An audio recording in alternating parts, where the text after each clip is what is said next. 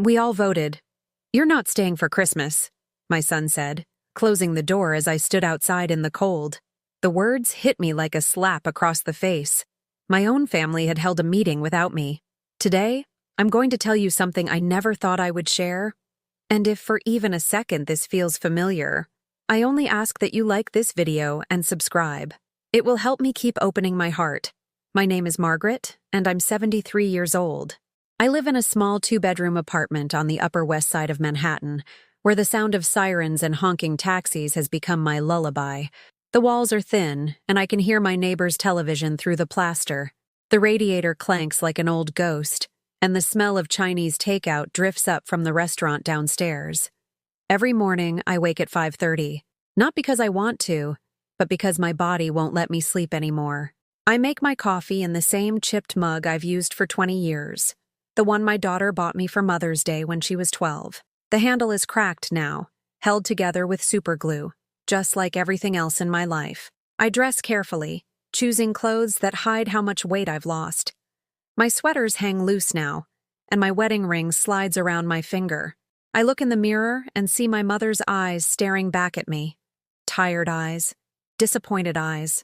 The grocery shopping takes me 2 hours now. My arthritis makes every step painful, and I have to rest on the bench outside the bodega. The owner, Mr. Chen, always asks how I'm doing, and I always lie and say I'm fine. He gives me an extra apple sometimes, and I pretend not to notice the pity in his eyes. I cook dinner every night, even though I eat alone. I set the table for 2 out of habit, then put the extra plate away. The silence in my apartment is so thick I could cut it with a knife. Sometimes I turn on the television just to hear voices, but the laughter from the sitcoms makes me feel even more alone. My phone sits on the kitchen counter like a silent judge. I check it every hour, hoping for a text message, a missed call, anything. But the screen stays dark. My children have their own lives now, their own problems. I understand that. I really do. But understanding doesn't make the loneliness hurt any less. I remember when this apartment was full of noise and chaos. When my children were small, and every surface was covered with their drawings and toys. When my husband would come home from work, and the sound of his key in the lock meant warmth and companionship. Those days feel like a lifetime ago, like something I dreamed rather than lived. But that Christmas Eve, standing on that porch in Westchester, everything changed. The house I had helped them buy, the house where I had spent countless holidays cooking and cleaning and trying to make everything perfect, had become a fortress, and I was the enemy outside the walls. Let me tell you how it started. How a woman who spent 50 years putting everyone else first ended up begging for scraps of love from her own children. I married Harold when I was 22. He was handsome and charming, with a smile that could light up a room. We met at a dance in Brooklyn, and he swept me off my feet with promises of a house in the suburbs and children who would call us Mama and Papa. I believed every word. For 38 years, I believed every word. Harold worked at the phone company, climbing telephone poles in all kinds of weather. I worked part-time at the local library, checking out books and helping children with their homework. We saved every penny we could, dreaming of the day we could buy our own house and start a family. When David was born, I thought my heart would burst with happiness. He was perfect, with tiny fingers that gripped mine so tightly I thought he'd never let go. 2 years later came Sarah, with curls like golden silk and eyes that sparkled with mischief. They were my whole world. I gave up my job at the library to stay home with them. Harold said it made more sense, that his salary was enough, that the children needed their mother. I loved being home with them, but I missed the independence of my own paycheck, the conversations with adults, the feeling that I was contributing something to the world besides dirty diapers and scraped knees. But I pushed those feelings down. I told myself I was lucky to have such a beautiful family, such a hard-working husband. I convinced myself that fulfillment came from sacrifice, that love was measured in how much you were willing to give up.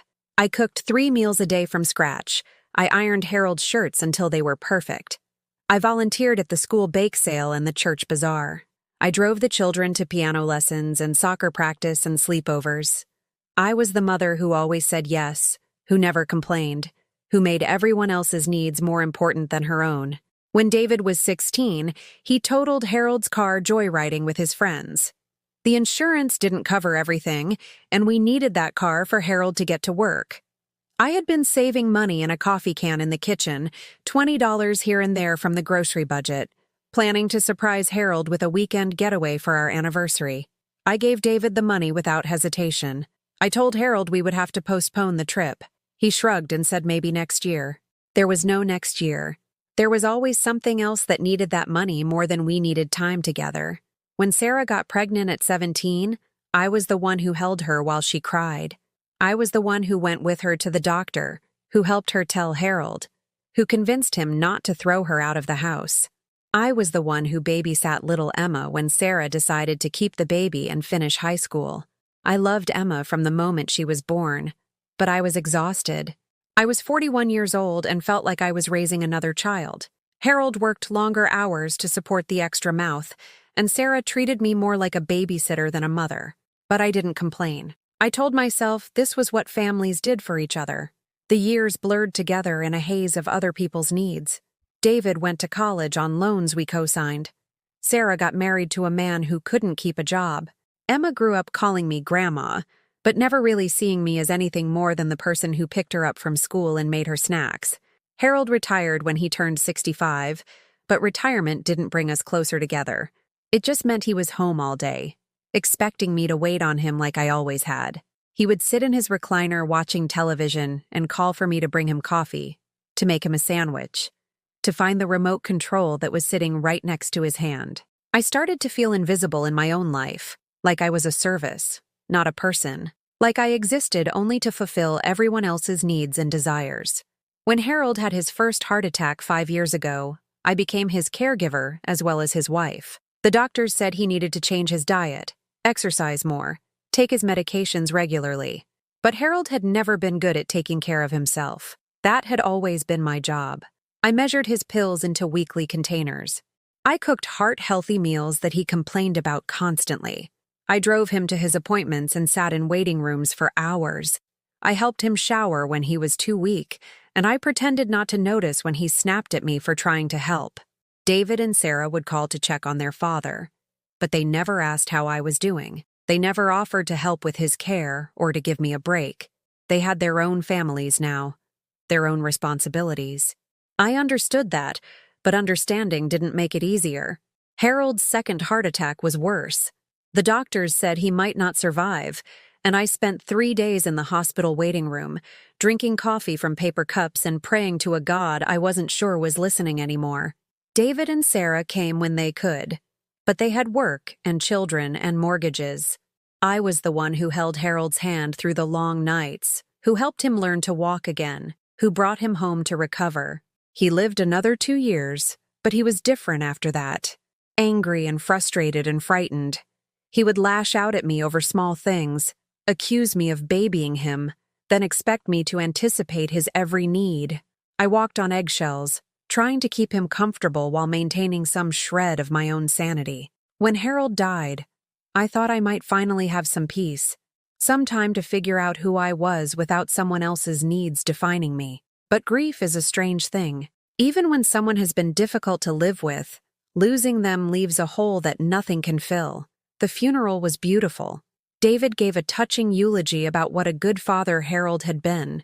Sarah cried genuine tears and talked about all the sacrifices he had made for the family.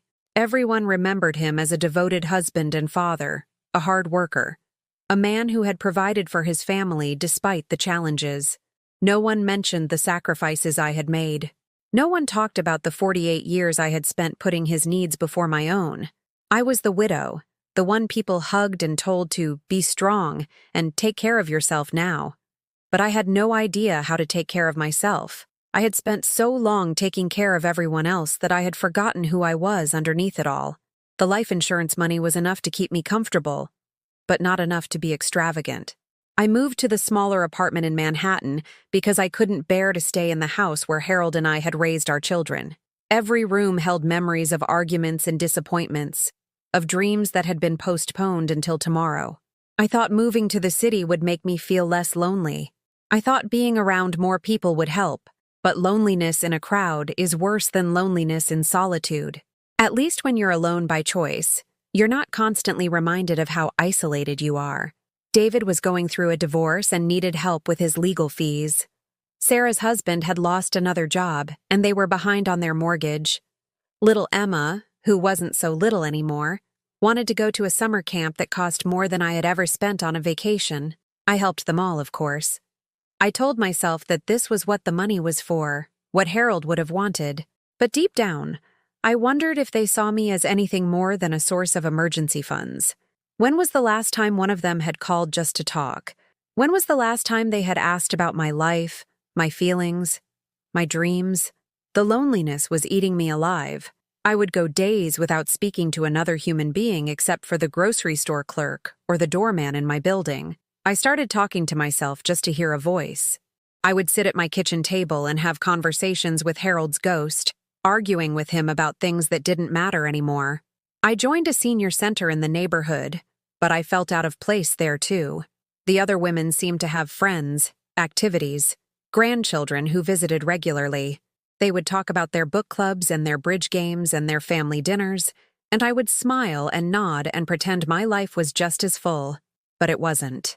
My life had become a waiting room where I sat hoping someone would remember I existed. The phone calls from my children became more and more infrequent. David was busy with his new girlfriend and trying to rebuild his life after the divorce. Sarah was overwhelmed with her own problems and didn't have time for mine. Emma was in college now, studying to be a teacher, and she had her own world of friends and activities. I understood, I really did. They were young and busy and living their lives, but understanding didn't make the silence any easier to bear. I started sending care packages to Emma at college, filled with homemade cookies and little gifts I thought she might need. She would text me a quick, "Thanks, Grandma," but never called to actually talk. I sent birthday cards with money to David and Sarah, and they would acknowledge them with brief thank you calls that felt more like obligation than gratitude. I was becoming a footnote in their lives, a name on their emergency contact forms, someone they could call when they needed something, but otherwise forget existed. The first time I offered to help David financially after his divorce, he seemed genuinely grateful. He was living in a studio apartment and struggling to pay child support to his ex-wife. I gave him $5,000 from Harold's life insurance money, telling him it was a loan, but knowing in my heart I would never see it again. The second time was easier for him to ask. His car broke down and he needed money for repairs. Then it was first month's rent and security deposit for a better apartment. Then it was help with his daughter's tuition for private school. Each time, I told myself I was helping my son get back on his feet. Each time, I ignored the voice in my head that whispered I was being used. Each time I convinced myself that this was what love looked like, this endless giving without expecting anything in return. Sarah's requests were more subtle, but just as constant. Could I help with groceries this week? Could I babysit Emma's little brother while Sarah looked for work? Could I lend them money for car insurance, for medical bills, for the electric bill that was overdue? I said yes to everything. I said yes because I was afraid that if I said no, they would have no reason to call me at all. I said yes because I thought that's what good mothers did. I said yes because the alternative was admitting that my children only contacted me when they needed something. But saying yes was killing me slowly. Every check I wrote, every favor I granted, every emergency I helped solve took a little piece of me with it. I was disappearing, becoming nothing more than a resource to be tapped when times got tough. The breaking point came on a Tuesday in October. I had been feeling unwell for several days, running a fever and struggling with a persistent cough. I called David to let him know I might not be able to babysit his daughter that weekend as planned, and he sighed heavily into the phone. "Mom, you can't be sick now," he said, as if I had chosen to get pneumonia just to inconvenience him. "Lisa and I have had this weekend planned for months." I told him maybe Sarah could help, or maybe he could find another babysitter just this once. The silence on the other end of the line stretched so long I thought the call had dropped. "Fine," he finally said, "but this is really going to mess up our plans." He hung up without asking how I was feeling, or if I needed anything. He didn't call back to check on me. That weekend, while I was lying in bed with a fever, coughing so hard I could barely breathe, he was probably complaining to his girlfriend about his unreliable mother. I ended up in the emergency room that Sunday night. When my breathing became so labored, I thought I might die alone in my apartment. The nurse asked who to call in case of emergency, and I gave her David's number. It went straight to voicemail. Sarah's phone did the same thing. Emma was at college 3 hours away and didn't answer her phone at 10 o'clock on a Sunday night. I spent the night in the hospital alone, listening to the beeping of machines and the footsteps of nurses in the hallway. The doctor said I had developed pneumonia and needed to stay for observation. I asked if someone could call my children to let them know where I was, and the nurse said she would try again in the morning. David finally called back around noon the next day. He sounded annoyed that I had bothered him, as if my hospitalization was somehow an imposition on his busy schedule. "Well, how long are you going to be in there?" he asked, as if I were choosing to stay in the hospital for fun. "The doctor says maybe another day or two," I told him, trying to keep the hurt out of my voice. "Okay, well, keep me posted," he said, and hung up before I could ask him to visit or to bring me some things from home. Sarah called an hour later, but only because David had told her she should. The conversation lasted less than 5 minutes, and she spent most of it explaining why she couldn't come to see me because Emma's brother had a soccer game, and she had promised to be there. I lay in that hospital bed for 3 days, watching family members visit other patients, bringing flowers and balloons and getting well cards. The elderly man in the bed next to me had visitors every day. His daughter brought him homemade soup, his son read him the sports page, and his grandchildren drew him pictures. I had no visitors, no flowers, no cards, no one to hold my hand or tell me everything would be okay. When I was finally discharged, I took a taxi home to my empty apartment. The refrigerator was bare because I had been too sick to shop before going to the hospital. The mail had piled up on my kitchen counter. The plants on my windowsill were brown and dying. I sat at my kitchen table and cried for the first time since Harold's funeral. Not quiet tears, but the kind of sobbing that comes from deep in your soul, the kind that leaves you gasping for air and feeling like you might never stop. That's when I realized the truth I had been avoiding for so long. My children didn't need me anymore. They needed my money, my babysitting services, my willingness to solve their problems. But they didn't need me, Margaret, the woman who had given birth to them and raised them and loved them more than life itself. I was a resource to them, not a person. A bank account with a phone number, a convenience they took advantage of without a second thought. But admitting that truth was terrifying, because if my children didn't need me, then who was I? What was my purpose in life? What was the point of all those years of sacrifice if this was how it ended? I thought about calling them, confronting them about how they had treated me during my illness, but I was afraid of their responses, afraid they would make me feel like I was being dramatic or demanding too much.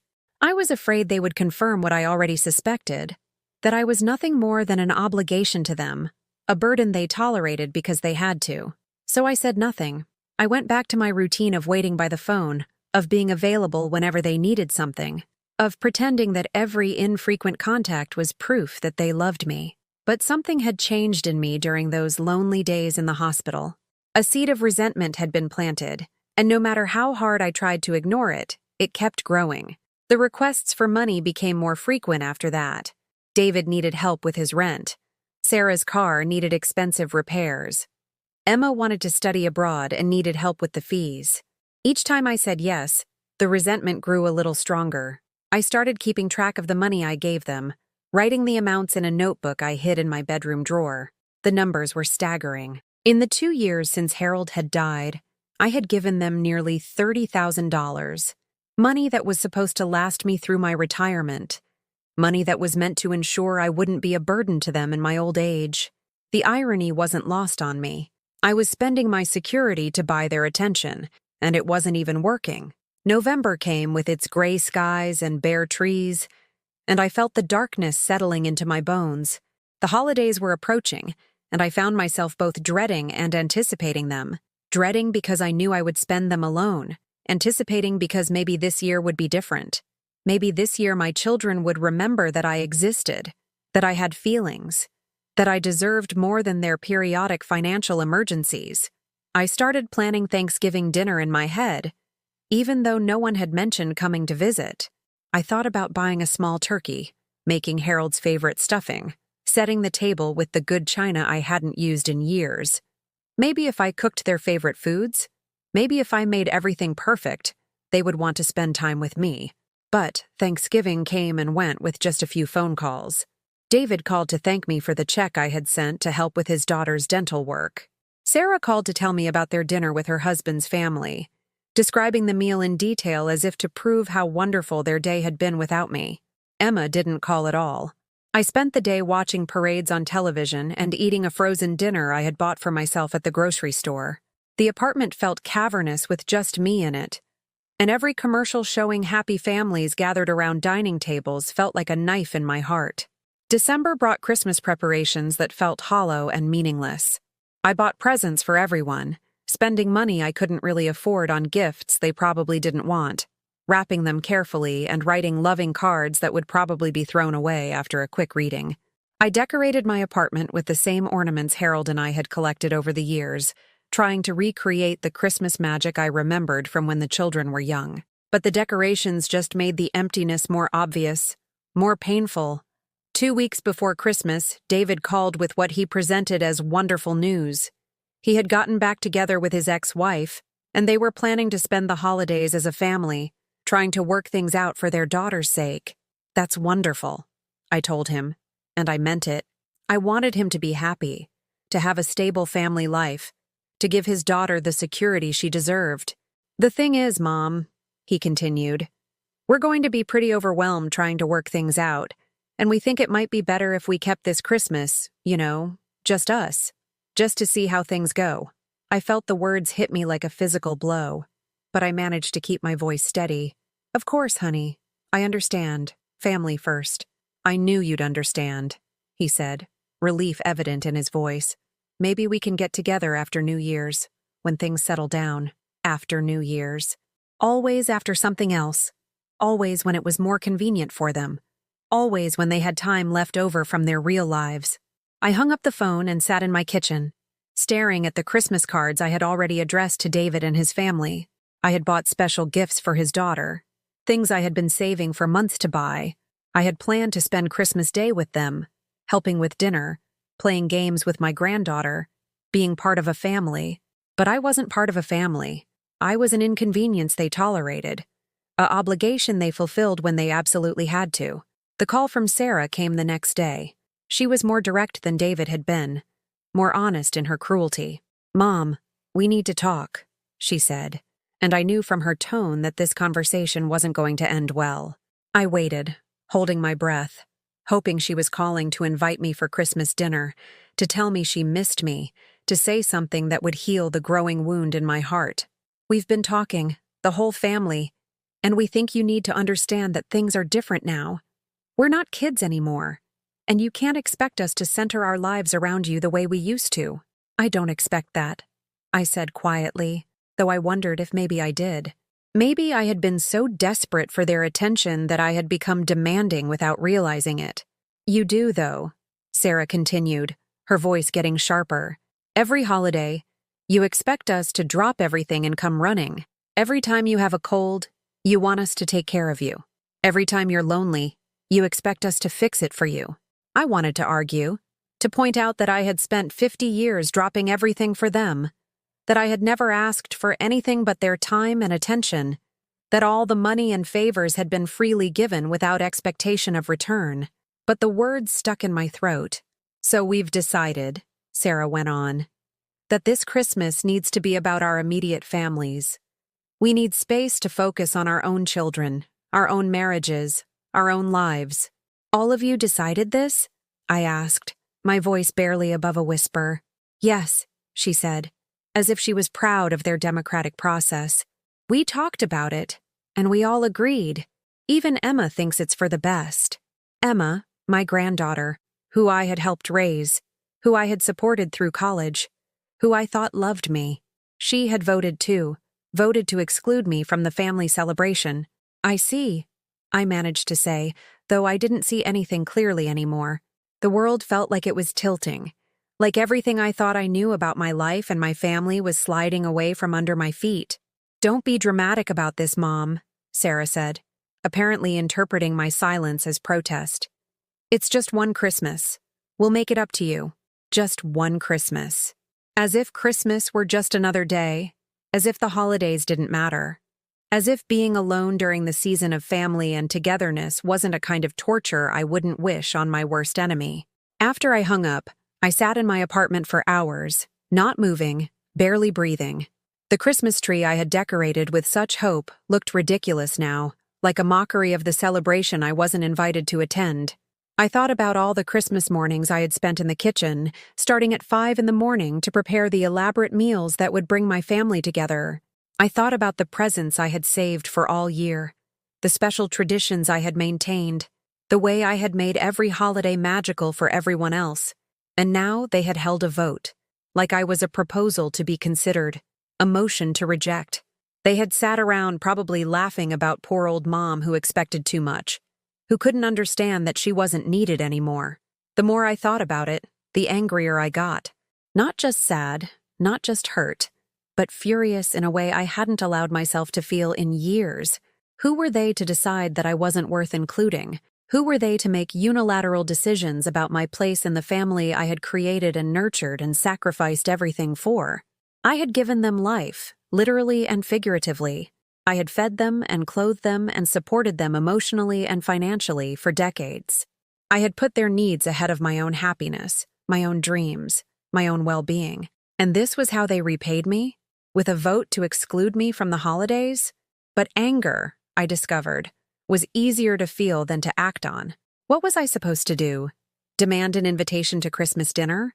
Force my way into celebrations where I wasn't wanted? Throw a tantrum like a child who hadn't been invited to a birthday party? No, that would just prove their point, that I was demanding and dramatic and unable to accept their independence.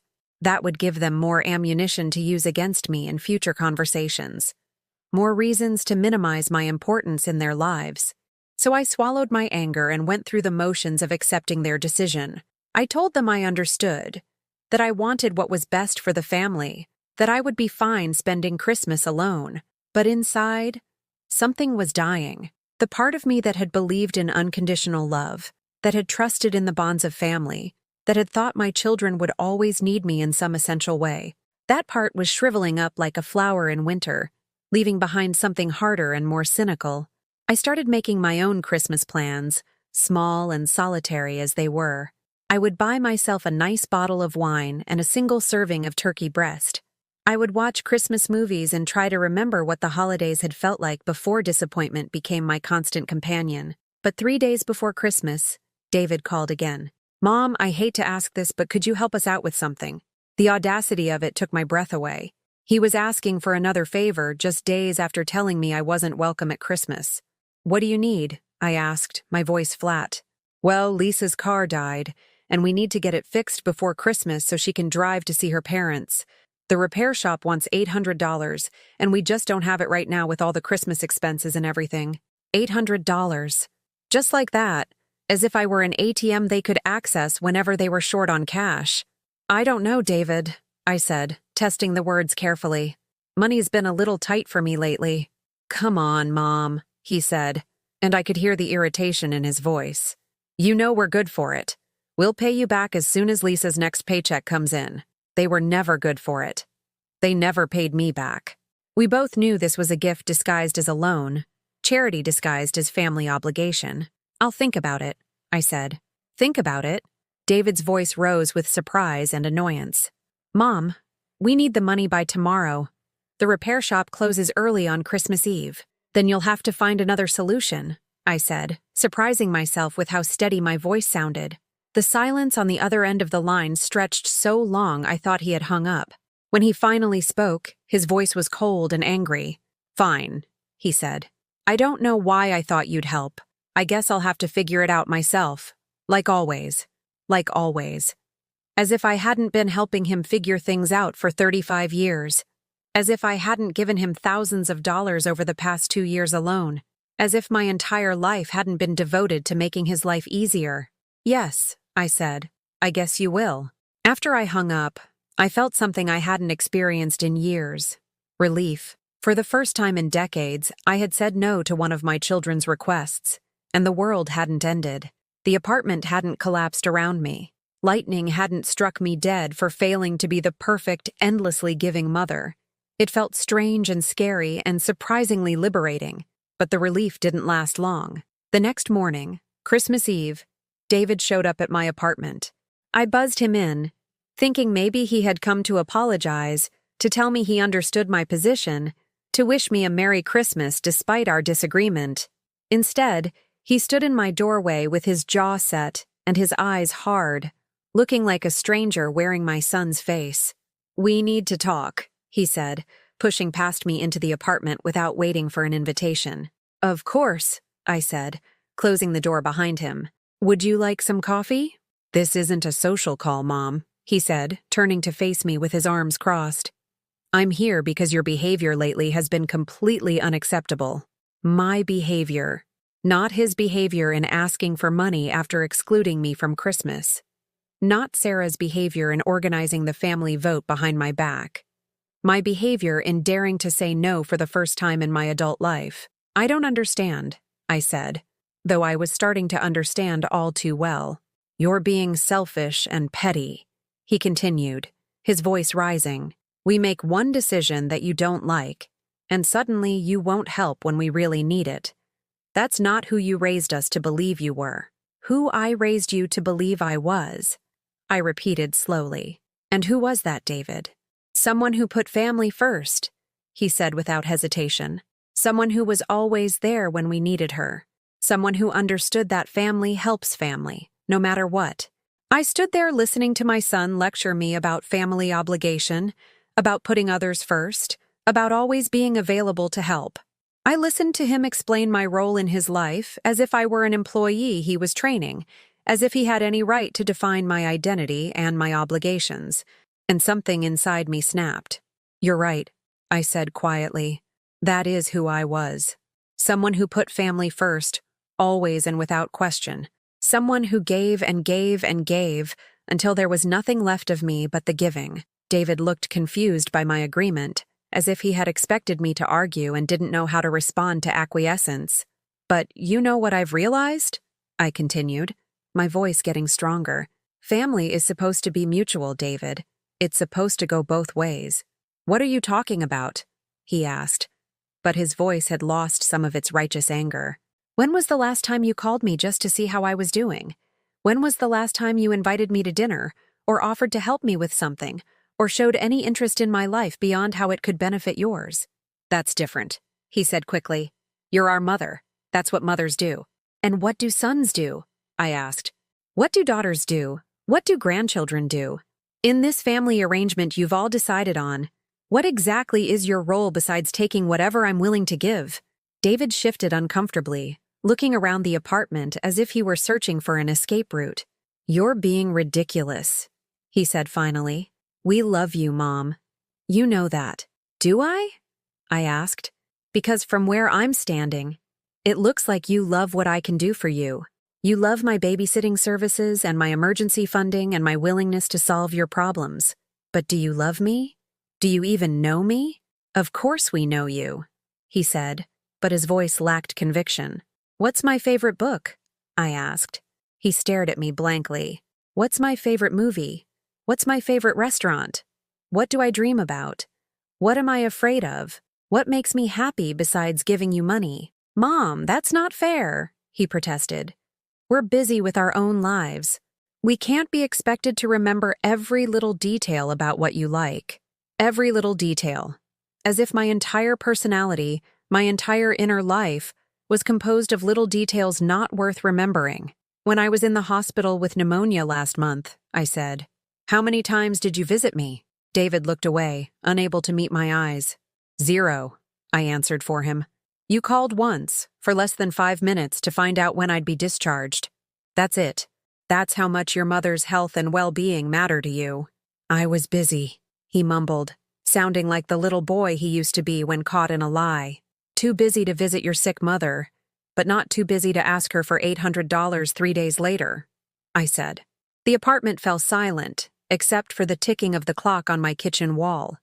The same clock that had marked the hours I had spent waiting for phone calls that never came, hoping for visits that never materialized. "Look, Mom," David said finally, his voice softer but still defensive. "I'm sorry if you feel like we don't appreciate you, but you can't expect our lives to revolve around you the way they did when we were kids. We have responsibilities, obligations, people depending on us." "People depending on you," I repeated. "But not me, right? I'm not a person depending on you. I'm just a resource you can tap when you need something." "That's not true," he said. But even he didn't sound convinced. "Then prove it," I said. "Show me I'm wrong. Show me that I matter to you as a person, not just as a source of emergency funds and free babysitting." "How?" he asked. And for a moment he sounded genuinely confused, as if the concept of treating me like a valued family member was completely foreign to him. And that's when I knew. That's when I realized that the damage went deeper than I had imagined, that the pattern of taking and giving had become so entrenched that he literally didn't know how to have a relationship with me that wasn't based on my usefulness to him. "I think you should go," I said quietly. "Mom, don't be like this," he said, his voice taking on a wheedling tone. "Don't let one disagreement ruin everything. We're family." "Yes," I said, opening the apartment door for him. "We are family. And maybe that's the problem." After he left, I sat at my kitchen table and stared at the Christmas tree I had decorated with such hope and anticipation. The lights twinkled cheerfully, mocking the darkness that had settled over my heart. I thought about calling Sarah, about trying to explain my side of things, about attempting to repair the damage that had been done. But what would be the point? She had been part of the vote too, part of the decision to exclude me from Christmas, part of the casual cruelty that had shattered whatever illusions I had left about my place in their lives. Instead, I called my neighbor Rosa, the elderly Puerto Rican woman who lived 3 doors down and had become my closest friend in the building. Rosa was a widow too, with children who lived far away and rarely called, and she understood the particular loneliness of being forgotten by the people who were supposed to love you most. "Mija," she said when she heard my voice. "What's wrong? You sound terrible." I told her everything, the whole pathetic story of the Christmas vote and David's visit, and my growing realization that I had spent 50 years raising children who saw me as nothing more than a convenient resource. Rosa listened without interrupting, making little noises of sympathy and outrage at all the right moments. When I finished, she was quiet for a long time. "You know what your problem is?" she finally said. "No, but I'm sure you're going to tell me," I said, managing a weak laugh despite everything. "Your problem is you taught them to be selfish," she said matter-of-factly. "You spent their whole lives showing them that your needs didn't matter, that your feelings didn't count, that they could take and take and take without giving anything back. And now you're surprised that they learned the lesson you taught them?" The truth of it hit me like a punch to the stomach. She was right. I had created this dynamic, enabled it, reinforced it year after year with my endless giving and my refusal to ask for anything in return. "But it's too late to change it now," I said. "They're adults. This is who they are. It's not too late to change who you are," Rosa said firmly. "It's not too late to start respecting yourself, even if they don't." That night, Christmas Eve, I sat alone in my apartment and made a decision that would change everything. I decided to stop trying to buy love from people who had no intention of selling it. I decided to stop begging for scraps of attention from children who had learned to value me only for what I could give them. Most importantly, I decided to start valuing myself, to start treating myself with the love and respect I had spent decades lavishing on ungrateful family members.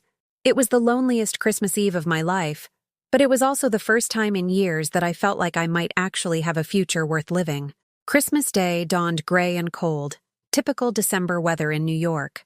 I woke up early out of habit, but instead of rushing to prepare for a day of cooking and cleaning and catering to everyone else's needs, I made myself a cup of coffee and sat by the window watching the city wake up. The streets below were quieter than usual, most people probably still asleep in warm beds, surrounded by family members who actually wanted them there. For a moment, the familiar pang of loneliness threatened to overwhelm me, but I pushed it away. This was my choice now, my life to live as I saw fit. I had spent the night making lists, planning the changes I wanted to make in my life. The first and most important item on the list was to stop giving money to my children. No more emergency loans, No more helping with rent or car repairs, or any of the dozens of financial crises they brought to me on a regular basis. The second item was to start saying no to their other demands on my time and energy. No more free babysitting whenever they needed a night out. No more dropping everything to solve their problems. No more being available 24 hours a day for their convenience. The third item was the hardest. I needed to start building a life that didn't revolve around waiting for them to need me. I needed to find purpose and meaning beyond my role as the family's emergency resource. Around 10 o'clock, the phone rang. It was Emma, calling from college. And for a moment, my heart lifted. Maybe she was calling to wish me a Merry Christmas, to tell me she missed me, to say she disagreed with the family's decision to exclude me from the holidays. "Hi, Grandma," she said, and her voice sounded strained, formal. "I'm calling because Mom said I should, because her mother told her to, not because she wanted to, not because she was thinking of me on Christmas morning, but because it was another obligation to fulfill." "That's nice of you, dear," I said, trying to keep the disappointment out of my voice. "Yeah, well," Emma continued, clearly eager to get the call over with, "I just wanted to say Merry Christmas and, I hope you're having a good day." "Thank you," I said. "How are your classes going?" "Fine," she said shortly, offering no details, no enthusiasm, no indication that she had any interest in actually having a conversation with me. "Are you enjoying your major?" I tried again, grasping for some connection, some sign that she cared about maintaining a relationship with me. "It's okay," she said, and I could hear the impatience in her voice. "Listen, Grandma, I have to go. We're opening presents soon. We're opening presents." The family celebration I wasn't invited to, the Christmas morning I had been voted out of. She was calling me from the middle of their happiness to fulfill her obligation to the excluded grandmother. "Of course," I said. "Have fun with your presents." "Yeah, okay," she said. "Bye, Grandma." And she hung up, probably rushing back to the warm circle of family love, relieved to have gotten the duty call out of the way. That's when it truly hit me, the full extent of what had happened. It wasn't just that they had decided to spend Christmas without me. It was that they were happy to spend Christmas without me. They were relieved to be free of the burden of including me, of pretending to care about my feelings, of going through the motions of loving their mother and grandmother. I was the obligation they were happy to fulfill from a distance, the family member they could check off their list with a brief, uncomfortable phone call.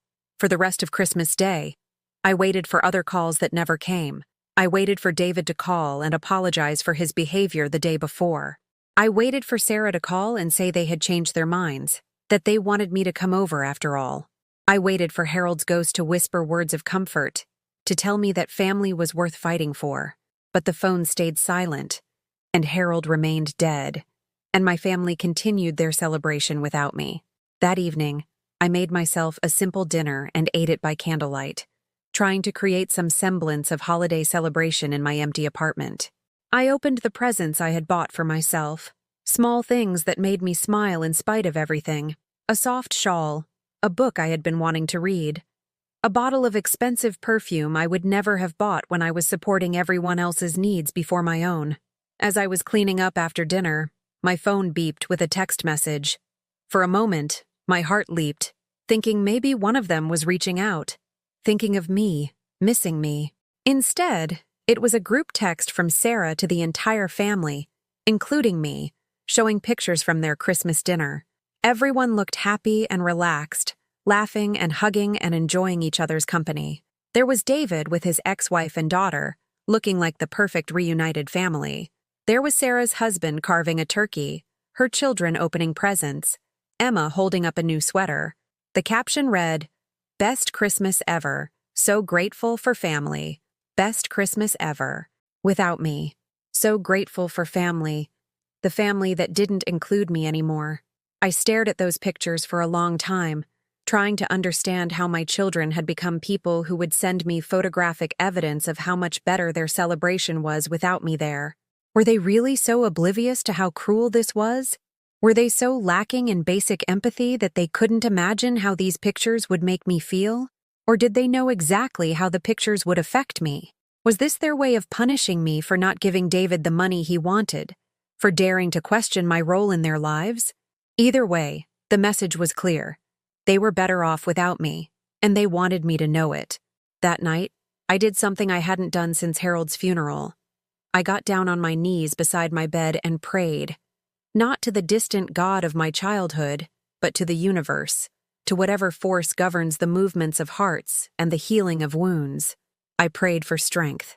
I prayed for clarity. I prayed for the courage to stop loving people who didn't love me back, or at least to stop letting that love destroy me. And I prayed for the wisdom to know the difference between loneliness and solitude, between being alone and being abandoned, between the end of one life and the beginning of another. The day after Christmas, I woke up with a sense of purpose I hadn't felt in years. I got dressed carefully, choosing clothes that made me feel confident, and walked to the bank. "I'd like to speak with someone about my accounts," I told the teller. "I need to make some changes." The financial advisor who met with me was a young woman named Jennifer, probably around Emma's age, with kind eyes and a professional manner that put me at ease. "What kind of changes are you looking to make, Mrs. Patterson?" she asked, pulling up my accounts on her computer. "I want to make sure that only I can access my money," I said. "No one else should be able to withdraw anything or even see my account balances. I want to change all my passwords and remove anyone else who might have information about my finances." Jennifer nodded, making notes. "Are you concerned about identity theft? We can help you set up additional security measures." "Something like that," I said, not wanting to explain that I was protecting myself from my own children. "I also want to set up a new savings account that no one knows about. Somewhere I can save money without anyone else being aware of it." As Jennifer helped me fill out the paperwork, I felt like I was building a fortress around myself, creating barriers that would protect me from my family's financial demands. For the first time in years, my money would be mine alone, available for my needs and my security, not for every emergency or whim that my children brought to me. The next step was harder.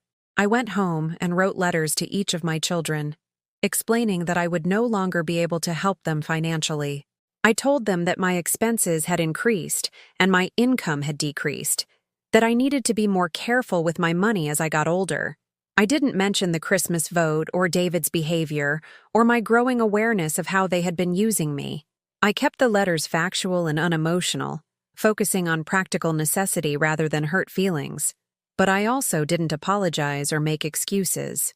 I didn't promise to help them find other solutions to their problems or express guilt about leaving them to manage their own lives.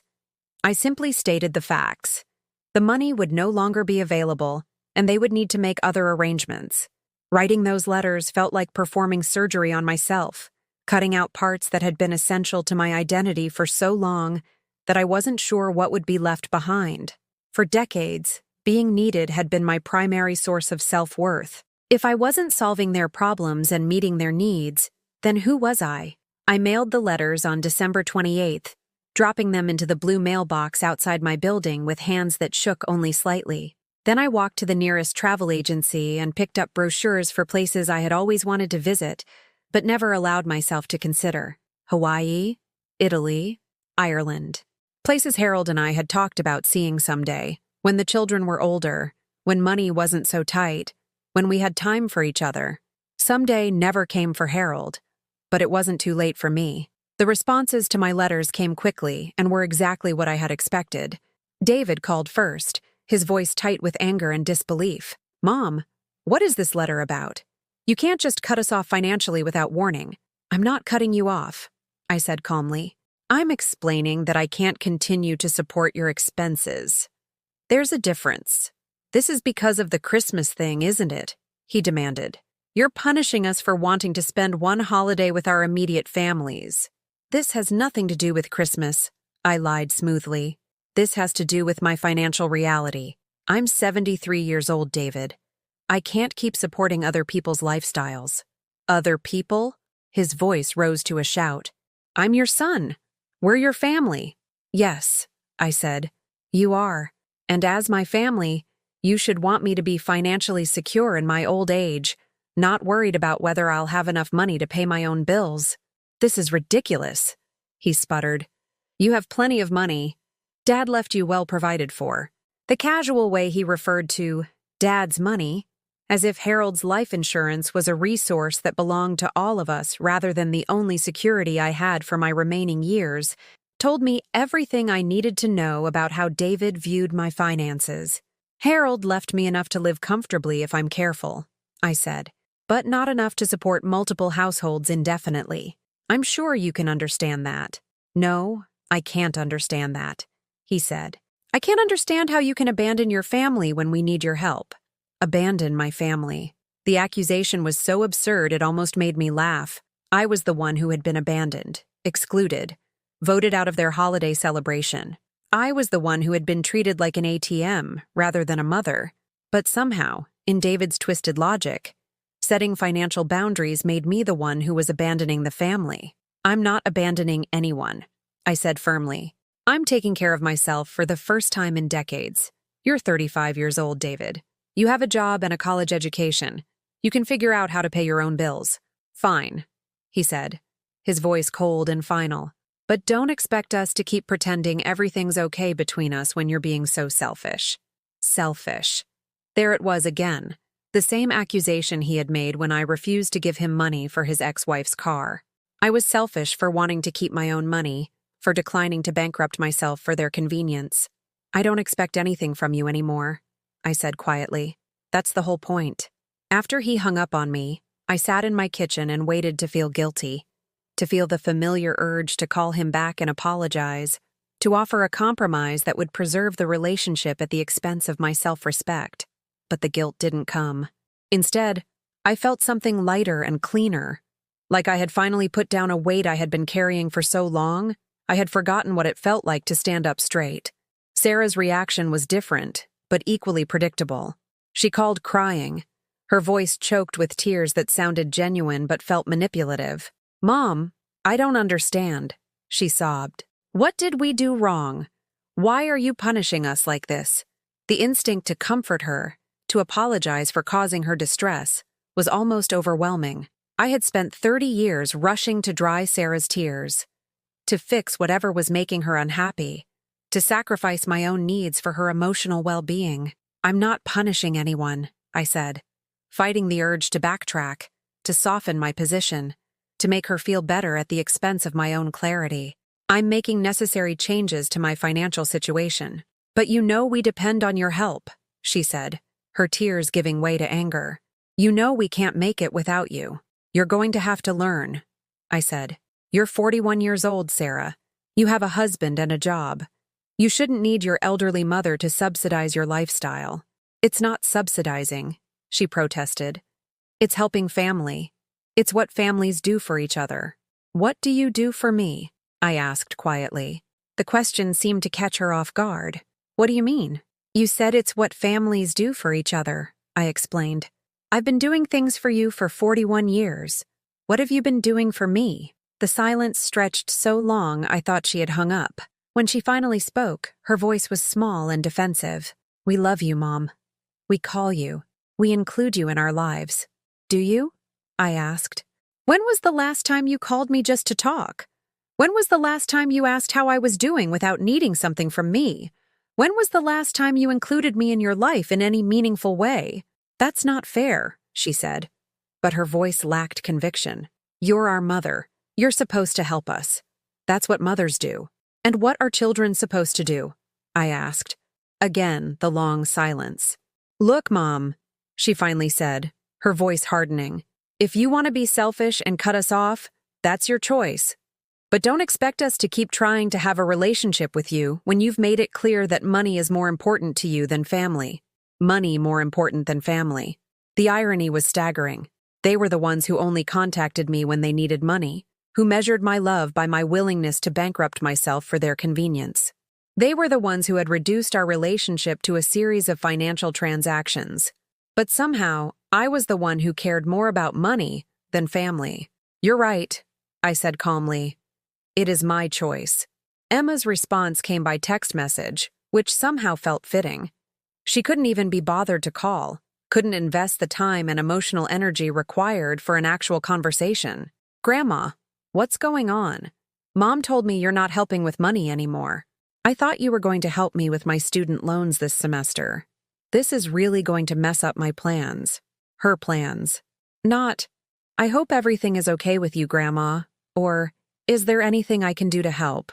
Just concern about how my financial boundaries would affect her immediate needs. I stared at the text for a long time, remembering the little girl who used to crawl into my lap for stories, who would hold my hand while we walked through the park, who told me I was her favorite person in the whole world. When had that loving child become this entitled young adult who saw me only as a resource to be tapped? I typed back a simple response. "I'm sorry, but I can't help with the loans. You'll need to speak with the financial aid office about other options." Her reply came immediately. "That's messed up, Grandma. I can't believe you're doing this to me." Doing this to her. As if protecting my own financial security was an act of aggression against her. As if I owed her my life savings simply by virtue of being her grandmother. I didn't respond to the text. There was nothing left to say that wouldn't just devolve into another argument about my obligations versus their expectations, and I was tired of having that argument. Instead, I walked to the travel agency I had visited the day before and booked a trip to Ireland for the spring. It was expensive, probably more than I should spend, but I had money now that wouldn't be going to David's rent or Sarah's car repairs or Emma's student loans. I had money to spend on myself, on my own dreams and desires. The travel agent was enthusiastic and helpful, showing me pictures of castles and countryside, helping me plan an itinerary that would take me to all the places I had dreamed of seeing. For the first time in years, I had something to look forward to that was entirely my own. January passed in a strange kind of peace. My phone rang less frequently, and when it did, it was usually Rosa asking if I wanted to share a meal or watch a movie together. She had become my closest friend, the person who understood both my decision and my struggle to maintain it. "You know they're going to try to get you back," she warned me one afternoon as we sat in her apartment drinking tea and watching soap operas. "When they realize you're serious about this, they're going to try every trick in the book to wear you down." "I know," I said. "I'm ready for it," but I wasn't really ready. Nothing could have prepared me for the phone call I received in early February, 3 weeks after I had stopped returning their calls and emails. It was David, but his voice was different, softer, more vulnerable, stripped of the anger and entitlement that had characterized our recent conversations. "Mom," he said, and I could hear tears in his voice. "I need to talk to you. Please don't hang up." "I'm listening," I said, though every instinct warned me that this was the manipulation Rosa had predicted. "I've been thinking about what you said," he continued, "about family being mutual, about what I do for you. And you're right. I haven't been a very good son." The words were exactly what I had longed to hear for so long that they hit me like a physical blow. This was what I had wanted, wasn't it? For him to recognize his behavior, to acknowledge my worth beyond my usefulness, to want a real relationship with me? "I want to try to do better," he went on. "I want us to have the kind of relationship we used to have before everything got so complicated. Will you let me try?" "What does that look like?" I asked, my voice carefully neutral despite the hope that was blooming in my chest. "I don't know," he admitted. "I guess I need you to teach me. I need you to show me how to be a better son, because I obviously don't know how to do it on my own." It was a beautiful speech, perfectly crafted to appeal to my deepest desires and my instinct to nurture and guide. It offered me exactly what I had always wanted, the chance to be needed not for my money, but for my wisdom, not for what I could give, but for who I was.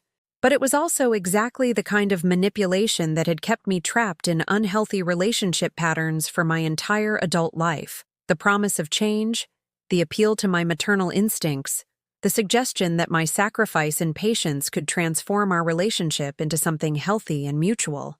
"I appreciate you saying that," I said slowly, "but I don't think I'm the right person to teach you how to be a good son. That's something you need to figure out for yourself." "Mom, please," he said, and now he was definitely crying.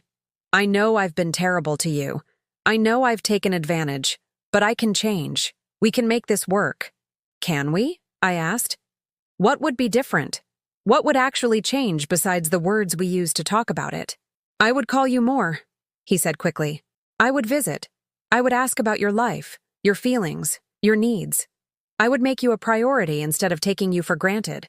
And when you run short on rent money, when your car breaks down, When you need a babysitter at the last minute? The silence that followed told me everything I needed to know. That would be different too, he said finally, but his voice lacked conviction. I wouldn't ask for money unless it was a real emergency. Define real emergency, I said. Another pause. I don't know. I guess we would have to figure that out as we go along. No, David, I said gently. We wouldn't.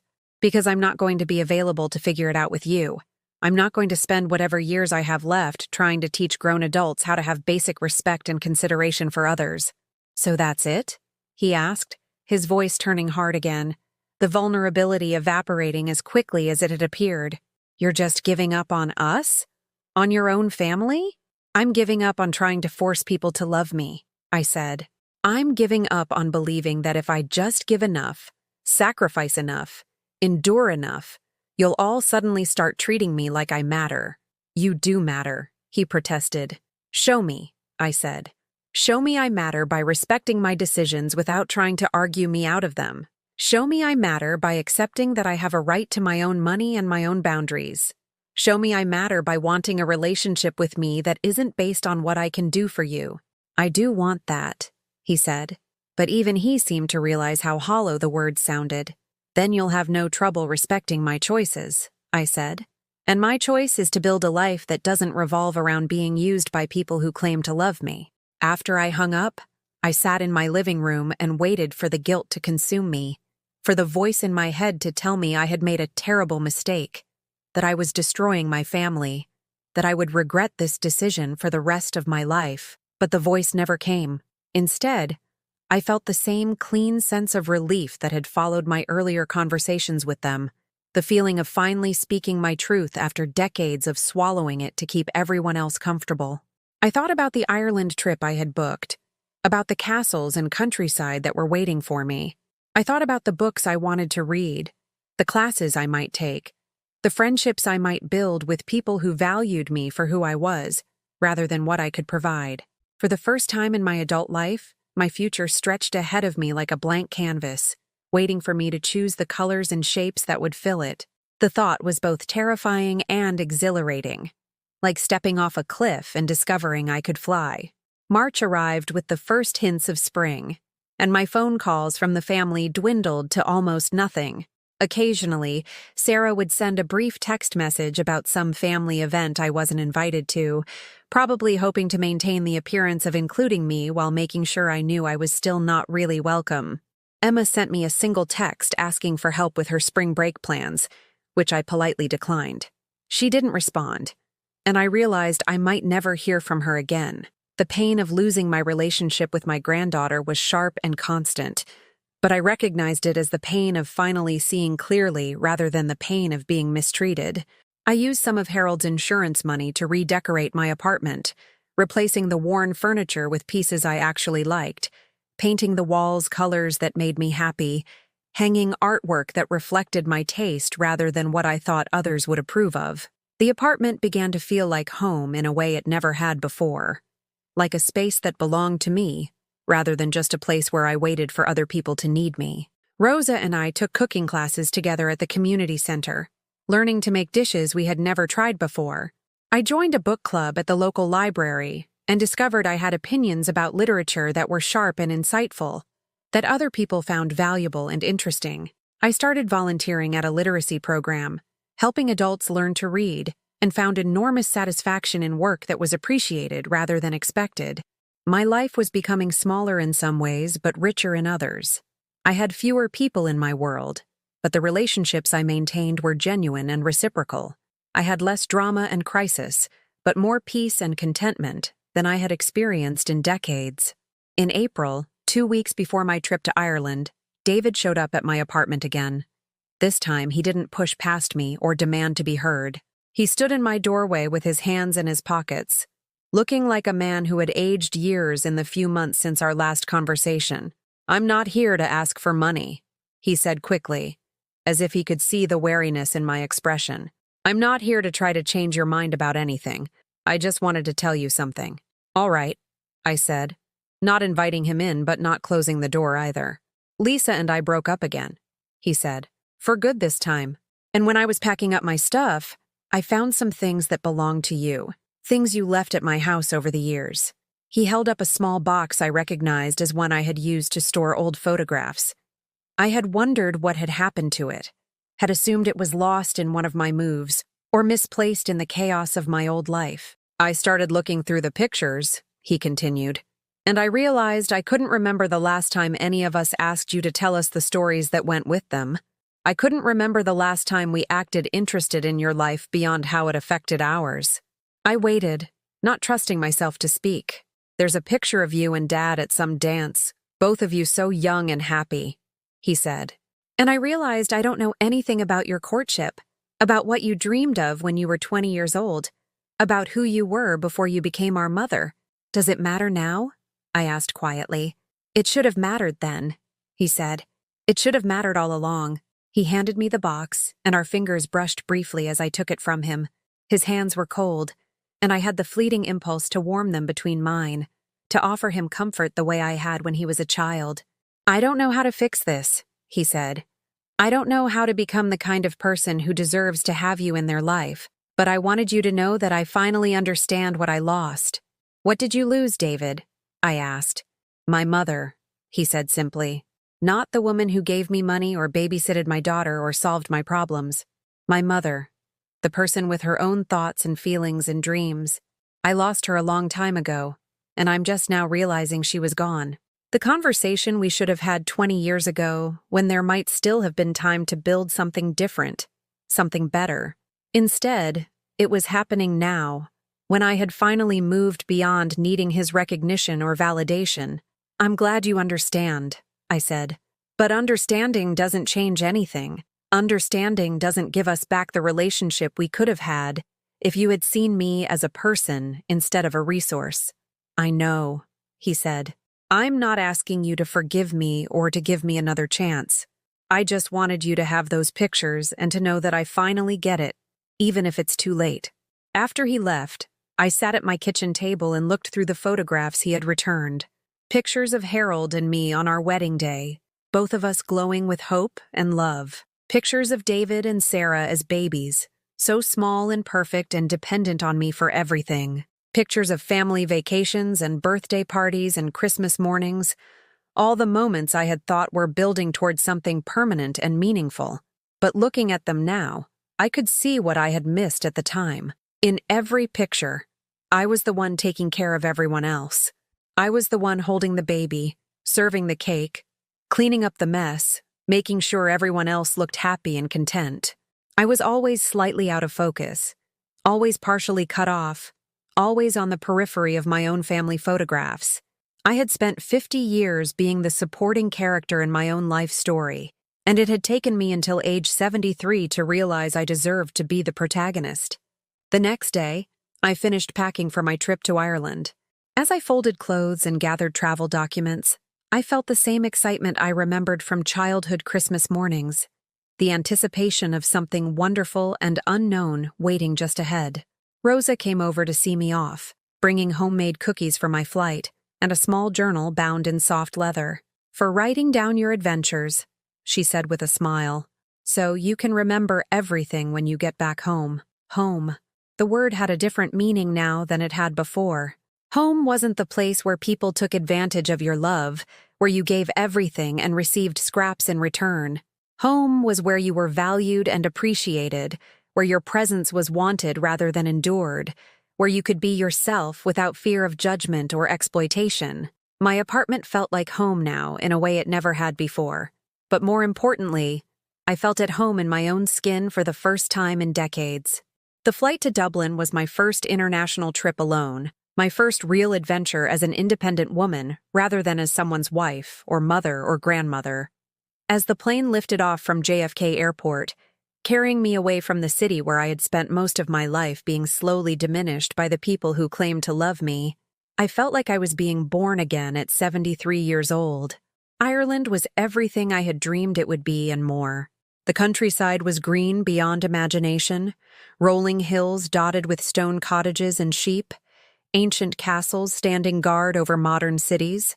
I stayed in small bed and breakfasts where the owners treated me like an honored guest rather than an obligation, where strangers were interested in my stories and opinions. I climbed the hill of Tara and stood where ancient kings once ruled. I kissed the Blarney Stone and laughed at the absurdity of a 73-year-old woman hanging upside down for superstition. I sat in Dublin pubs and listened to traditional music while drinking beer that tasted like happiness. But more than the sights and experiences, what struck me most about the trip was how differently people treated me when I wasn't surrounded by family members who saw me only as a means to an end. The other travelers I met were interested in my thoughts about the places we visited. The tour guides appreciated my questions and observations. The locals I spoke with treated me like an individual worth knowing rather than a resource worth exploiting. I started to remember who I had been before I became defined entirely by my relationships to other people. I remembered the young woman who had loved books and long walks, who had dreamed of traveling the world, who had opinions about art and politics and philosophy. That woman was still inside me, buried under decades of self-sacrifice but not extinct. In a small village on the western coast of Ireland, I met an American woman about my age who was also traveling alone. Her name was Patricia, and she was from Seattle, recently divorced after 35 years of marriage. "My husband left me for his secretary," she told me over dinner at a local restaurant. "The oldest cliché in the book. I was devastated at first, but now I think he did me a favor." "How so?" I asked.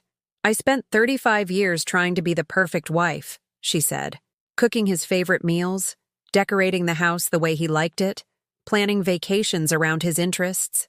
I completely lost track of what I liked, what I wanted, who I was underneath all that catering to his needs." Her story sounded familiar in a way that made my chest tight. "Now I'm traveling to all the places he said were too expensive or too complicated or too boring," she continued. "I'm eating foods he wouldn't try, reading books he thought were stupid, listening to music he hated. I'm discovering myself at 68 years old, and it's the most exciting thing I've ever done." We spent the rest of the evening talking about our journeys, both geographical and emotional. Patricia understood something that my family never had, that personal growth and self-discovery don't end at any particular age, that it's never too late to choose yourself over the expectations others have placed on you. When I returned to New York 2 weeks later, I felt like a different person inhabiting my old life. The apartment looked the same, but I moved through it with new confidence, new purpose. Rosa welcomed me back with hugs and questions about my adventures, and I found myself talking for hours about the places I had seen and the people I had met. "You look different," Rosa observed. "Younger somehow, like you've been sleeping better." She was right. For the first time in years, I wasn't lying awake at night worrying about whether my children needed something, whether I should call them, whether I was failing as a mother by not anticipating and meeting their every need. I was sleeping the deep, peaceful sleep of someone who had finally stopped carrying the weight of other people's emotional and financial burdens. Summer passed quietly and pleasantly. I took a watercolor painting class and discovered I had some talent for it. I joined a hiking group for seniors and found joy in exploring the parks and trails around New York City. I read books voraciously, devouring novels and biographies and poetry collections I had been too tired to enjoy when my life revolved around crisis management. My relationship with my family settled into a pattern of minimal, polite contact. Sarah would send occasional text messages about major events, job changes, Emma's graduation from college, family health issues. But there was no warmth in the communications, no real desire for connection. David disappeared entirely from my life, making no effort to maintain even superficial contact after our conversation in April. Emma sent me a graduation announcement with a brief note thanking me for my support over the years. The carefully neutral language told me everything I needed to know about how my decision to stop funding her lifestyle had affected her feelings toward me. I sent her a congratulatory card with no money inside, and I never heard back. The silence hurt, but it was a clean hurt, like the pain of a surgical procedure that removes something diseased. I grieved for the relationships we couldn't have, but I no longer tortured myself trying to force connections with people who fundamentally saw me as a utility rather than a person. Instead, I focused on building new relationships with people who appreciated me for who I was rather than what I could provide. The book club became a source of intellectual stimulation and genuine friendship. The hiking group introduced me to people who shared my love of nature and adventure. The literacy program gave me a sense of purpose that wasn't dependent on anyone else's approval or gratitude. In September, almost a year after the Christmas vote that had changed everything, I received an unexpected phone call from Emma. She was living in Chicago now, working as a substitute teacher while looking for a full-time position, and her voice sounded different, older, more mature, less entitled. "Hi, Grandma," she said, and I could hear nervousness in her tone. "I hope it's okay that I'm calling." "Of course it's okay," I said, surprised by how genuinely happy I was to hear from her. "How are you settling into Chicago?" "It's good," she said. "Different from what I expected, but good.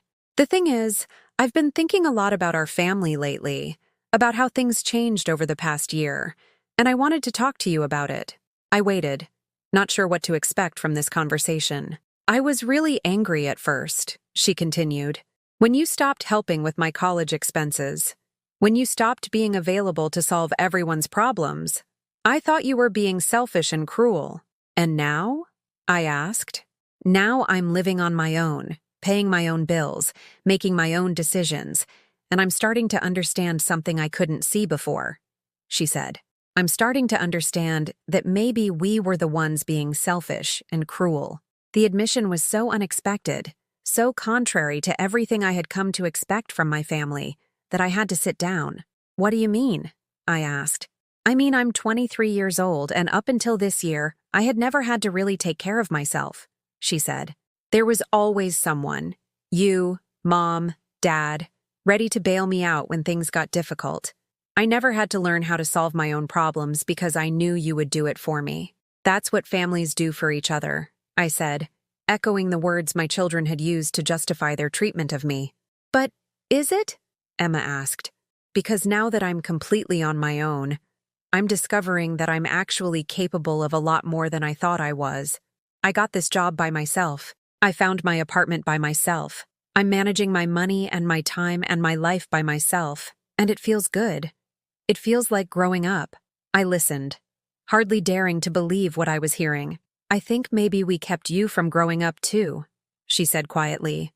"We kept you trapped in the role of the person who fixed everything for everyone else, who never got to have her own life or make her own choices. And that wasn't fair to you." "Emma," I said, my voice thick with emotion, "that may be the most insightful thing anyone has said to me in years." "I'm sorry, Grandma," she said, and I could hear tears in her voice. "I'm sorry it took me so long to see it. I'm sorry we treated you like a resource instead of a person. I'm sorry we made you feel like your only value was what you could give us." The apology I had longed for, had dreamed of, had given up hope of ever receiving. But hearing it now, I realized it couldn't change the past or erase the years of hurt and disappointment. What it could do was offer the possibility of a different future, a relationship based on mutual respect rather than exploitation. "Thank you for saying that," I told her. "It means more to me than you know." "Would it be okay if I called you sometimes?" she asked hesitantly. "Not because I need anything, just to talk. I'd like to get to know you as a person rather than just as the grandmother who solved problems." "I would love that," I said, and I meant it completely. We talked for another hour, and for the first time in our relationship, Emma asked me questions about my life, my interests, my experiences. She wanted to know about my trip to Ireland, about my painting class, about the books I was reading. She seemed genuinely interested in my answers, genuinely curious about who I was beyond my role in her family. When we hung up, I felt something I hadn't experienced in relationship to my family for years. Hope. Not hope that they would all suddenly change and start treating me with respect and consideration. That ship had sailed long ago. But hope that it might be possible to build individual relationships with some of them that were healthy and reciprocal and genuine. A few weeks later, I received a package in the mail from Emma. Inside was a watercolor painting kit and a note that read, "I thought you might like to try some new colors and techniques. I'd love to see what you create with these." It was a small gesture, but it was the first time in years that anyone in my family had given me something based on my interests rather than their obligation. The fact that she had listened when I mentioned my painting class, had remembered and acted on that information, made the gift feel precious beyond its monetary value. I used the paints to create a series of landscapes inspired by my trip to Ireland, and I sent Emma photographs of the finished pieces. She responded with enthusiasm and genuine appreciation, asking questions about my technique and inspiration. For the first time, I felt like I was sharing a piece of myself with a family member who actually wanted to receive it. Not everything changed overnight. David and Sarah maintained their silence, apparently content to write me off rather than examine their own behavior or attempt to repair the relationships they had damaged. I received no calls on my 74th birthday, no Christmas cards, no acknowledgement of my existence beyond Emma's occasional texts and phone calls. But Emma's transformation gave me hope that people could change, that relationships could be rebuilt on different foundations if both parties were willing to do the work. More importantly, it reminded me that my decision to set boundaries and demand respect hadn't been cruel or selfish. It had been necessary and overdue. The following spring, I planned another trip, this time to Italy. Emma called to tell me she thought it sounded wonderful and to ask me to send photos of my favorite places. The conversation reminded me of something I had almost forgotten, the joy of sharing adventures with someone who cared about your happiness rather than your usefulness. As I packed for my Italian vacation, I reflected on the changes in my life over the past 18 months. I had lost most of my family relationships, but I had gained something more valuable: myself. I had stopped being the person others wanted me to be and started being the person I actually was. The woman who boarded the plane to Rome was fundamentally different from the woman who had stood on that cold porch in December, listening to her son tell her she wasn't welcome at Christmas. That woman had been desperate for acceptance, willing to sacrifice anything for the illusion of being loved. This woman knew the difference between love and exploitation, between family and convenience. Italy was magnificent.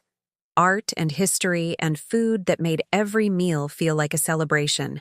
I walked through the Roman Forum and imagined the lives of people who had stood in the same place 2,000 years ago. I sat in cafes in Tuscany and wrote in the journal Rosa had given me, recording not just what I saw, but how it felt to be traveling as a free woman, rather than as someone counting the hours until she would be needed again. In Florence, I met another American traveler, a man named Robert who was about my age and traveling alone after his wife's death the previous year. We struck up a conversation in the Uffizi Gallery, discussing the paintings we were viewing, and ended up spending several days exploring the city together. Robert was intelligent and kind, with a gentle sense of humor and a genuine interest in hearing about my life and experiences. When I told him about my estrangement from most of my family, he nodded with understanding rather than shock or judgment. "My children live their own lives," he said. "We're friendly, but we're not close." I used to feel guilty about that, like I had failed as a father somehow, but I've come to realize that some people are just not capable of deep reciprocal relationships, even with family members. It's sad, but it's not necessarily anyone's fault. His perspective was both comforting and liberating. The idea that I didn't have to take full responsibility for the failure of my family relationships, that my children's inability to treat me with basic respect and consideration might reflect their limitations rather than my failures, was something I was still learning to accept. We exchanged contact information when the trip ended, and Robert began calling me regularly after we both returned to the United States. The phone conversations were a revelation. Someone actually wanted to hear about my day, my thoughts, my plans. Someone was interested in my opinions and experiences without any ulterior motive. When Robert invited me to visit him in Boston for a weekend, I hesitated only briefly before accepting. The woman I had been a year and a half earlier would never have considered traveling to spend time with a man she had just met, would never have prioritized her own desires over the possibility that her family might need her for something. But I was no longer that woman, and I was no longer living that life. The weekend in Boston was wonderful. Long walks through historic neighborhoods, dinners at restaurants Robert had discovered over his 40 years of living in the city, conversations that lasted late into the evening. He treated me like an interesting, valuable person whose company he enjoyed, and I found myself remembering what it felt like to be appreciated rather than merely tolerated. When I returned to New York, Rosa noticed the change in me immediately. "You're glowing," she said with a knowing smile. Tell me everything. I told her about Robert, about the conversations and the laughter and the simple pleasure of being with someone who saw me as an individual rather than a collection of services. Rosa listened with delight, asking questions and offering encouragement. It's about time, she said firmly. You deserve to be with someone who appreciates you. You deserve to be happy. Happiness. Such a simple concept, but one I had almost given up on. I had convinced myself that contentment was enough, that peace was sufficient, that asking for actual joy was selfish and unrealistic for a woman my age with my history. But Robert made me remember that happiness was still possible, that new relationships could form even in the 7th decade of life, that it was never too late to experience the pleasure of being truly seen and valued by another person. Over the following months, Robert and I developed a relationship that was unlike anything I had experienced before. It was based on mutual interest and respect rather than obligation or need. We enjoyed each other's company without requiring anything from each other beyond companionship and conversation. He invited me to visit Boston regularly, and I invited him to New York. We took a cruise together along the New England coast, traveled to Montreal for a long weekend, explored Philadelphia's museums and historic sites. Each adventure felt like a gift I was giving myself, a reward for the courage it had taken to choose my own happiness over other people's comfort. The contrast between my relationship with Robert and my relationships with my children was stark and educational. With Robert, generosity flowed both ways. He paid for some meals, I paid for others. He planned some activities, I planned others. With my children, generosity had been a one-way street that led directly from my bank account to their various needs and wants. With Robert, conversation was balanced and reciprocal.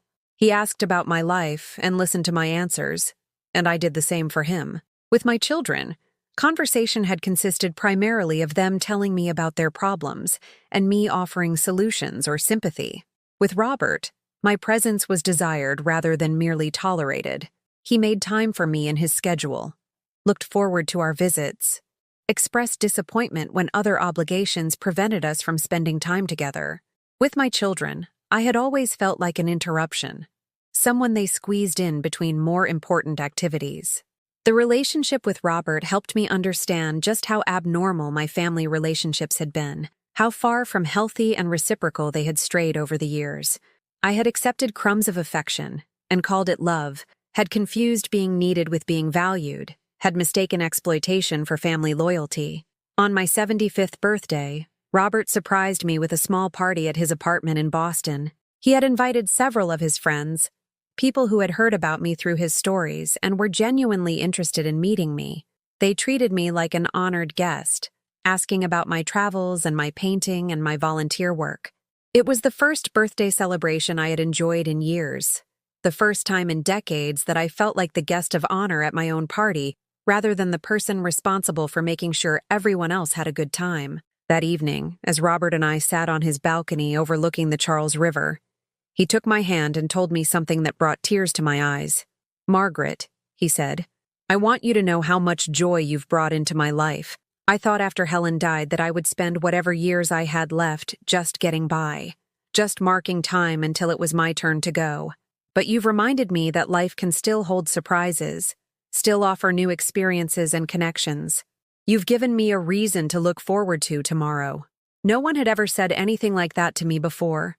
No one had ever suggested that my presence in their life was a gift rather than an obligation or a convenience. No one had ever thanked me for existing rather than for what I could provide. "You've done the same for me," I told him, squeezing his hand. "You've helped me remember who I am when I'm not busy being what everyone else needs me to be." As I sat there watching the sun set over the river, I thought about the woman who had stood on that cold porch 2 years earlier, listening to her son tell her she wasn't welcome at Christmas. That woman had been broken and desperate, clinging to the illusion that if she just gave enough, sacrificed enough, endured enough, her family would eventually treat her with the love and respect she craved. This woman, the woman I had become, knew better. This woman understood that love couldn't be purchased with endless giving, that respect couldn't be earned through constant self-sacrifice, that family relationships worth having were built on mutuality rather than exploitation. The transformation hadn't been easy or painless. I had lost relationships that had defined my identity for decades, had faced the reality that some of the people I loved most in the world saw me primarily as a resource to be used rather than a person to be cherished. But in losing those unhealthy relationships, I had found something more valuable: myself. I had discovered that I was capable of independence and adventure, of forming new connections based on mutual respect and genuine affection. I had learned that it was never too late to choose dignity over desperation, self-respect over the desperate need to be needed. The phone call from Emma that interrupted my reverie brought me back to the present moment. "Hi, Grandma," she said, and I could hear excitement in her voice. "I have news. Good news, I hope. The best news," she said. "I got the teaching job I interviewed for last month, 3rd grade at a school on the north side. I start in the fall." "Emma, that's wonderful," I said, and I meant it completely. "I'm so proud of you." "Thank you," she said. "And Grandma, I wanted to tell you that I've been thinking about what you said a few months ago, about how I've been discovering I'm capable of more than I thought I was. You were right. This whole year of being completely independent has taught me things about myself I never knew, such as I'm braver than I thought I was, and more resilient, and more capable of solving my own problems," she said. "I used to think I needed other people to take care of me, but it turns out I'm pretty good at taking care of myself." "You always were," I told her. "You just never had the chance to find out because there was always someone ready to step in and handle things for you." "I understand now why you stopped doing that," she said quietly. "I understand that you weren't being mean or selfish. You were doing something much harder and more loving. You were forcing me to grow up." The conversation continued for another hour, and as we talked, I realized that Emma had become the family member I had always hoped one of my children would be. Someone who valued our relationship for its own sake, rather than for what she could get from it. Someone who was interested in my life and experiences. Someone who saw me as a person worth knowing, rather than a problem worth solving. Not all of my family relationships had been salvageable, but this one was not only intact, but stronger and healthier than it had ever been before.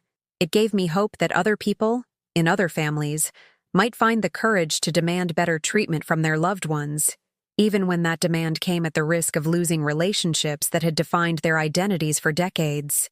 After Emma and I hung up, I called Robert to share the good news about her job. He listened with the same enthusiasm he showed for all my joys and sorrows, celebrating my granddaughter's success as if it were his own family member's achievement. "You know what I love about you?" he said when I finished telling him about the conversation. "What?" "You never gave up believing that people could change, even when you had every reason to lose faith in human nature. Even after everything your family put you through, you kept your heart open to the possibility that things could get better." He was right, though I hadn't thought about it that way before. Despite all the disappointment and hurt, despite the years of being taken for granted and exploited, I had never become bitter or cynical. I had protected myself by setting boundaries, but I hadn't closed myself off to the possibility of genuine connection. That resilience, that ability to heal and trust again, felt like one of my greatest achievements. It would have been easy to let the pain of my family's treatment turn me into someone hard and suspicious, someone who expected the worst from every relationship. Instead, I had chosen to believe that better connections were possible, and that faith had been rewarded with friendships like Rosa's and love like Robert's. As autumn approached, bringing with it the 3rd anniversary of the Christmas vote that had changed everything, I found myself reflecting on the journey that had brought me from that cold porch to this warm apartment, from desperation to contentment, from being used to being valued. I had learned that love was not the same as need, that family was not automatically sacred, that it was possible to care deeply for people while refusing to allow them to treat you poorly. I had discovered that independence was not selfish, that setting boundaries was not cruelty, that choosing yourself was not abandonment. Most importantly, I had learned that it was never too late to change the story of your life, to refuse to accept relationships that diminished you, to demand the respect and consideration that every human being deserves. The woman who stood in her apartment that autumn evening, watering the plants on her windowsill while waiting for Robert's daily phone call, was fundamentally different from the woman who had spent Christmas alone 3 years earlier. wondering if anyone in the world would notice if she disappeared. This woman had friends who valued her company, activities that brought her joy, a future filled with possibilities rather than obligations. She had learned to love herself enough to refuse to be treated badly, even by people who claimed to love her. She had discovered that the opposite of being needed was not being worthless. It was being free. As I settled into my favorite chair with a cup of tea and the book I was reading for that week's book club discussion, I thought about you, the person listening to this story. Maybe you're sitting in your own apartment, wondering if anyone would notice if you disappeared. Maybe you're giving and giving and giving to people who take everything and offer nothing in return. Maybe you're standing on your own cold porch, listening to people who claim to love you, explain why you're not welcome. If any of this sounds familiar, I want you to know something. You deserve better. You deserve relationships that are reciprocal, love that is freely given rather than desperately earned, family members who value you as a person rather than as a resource. It's never too late to choose yourself. It's never too late to set boundaries, to demand respect, to refuse to accept treatment that diminishes your worth and dignity. It's never too late to discover who you are when you're not busy being what everyone else needs you to be. The people who truly love you will respect your boundaries and rise to meet your standards. The people who don't, well, they've shown you who they are, and you should believe them. Your life is not over because you've reached a certain age. Your story is not finished because your children are grown or your spouse is gone. You still have chapters to write, adventures to pursue, relationships to build, dreams to fulfill. You still have time to choose yourself. Have you ever found yourself in a similar situation, giving everything to family members who seem to see you only as a resource? Tell me about it in the comments below. Your story matters, and sharing it might help someone else find the courage to change their own circumstances. If this story touched your heart or opened your eyes to possibilities you hadn't considered, please like this video and subscribe to my channel. Together, we can remind each other that it's never too late to demand the love and respect we deserve.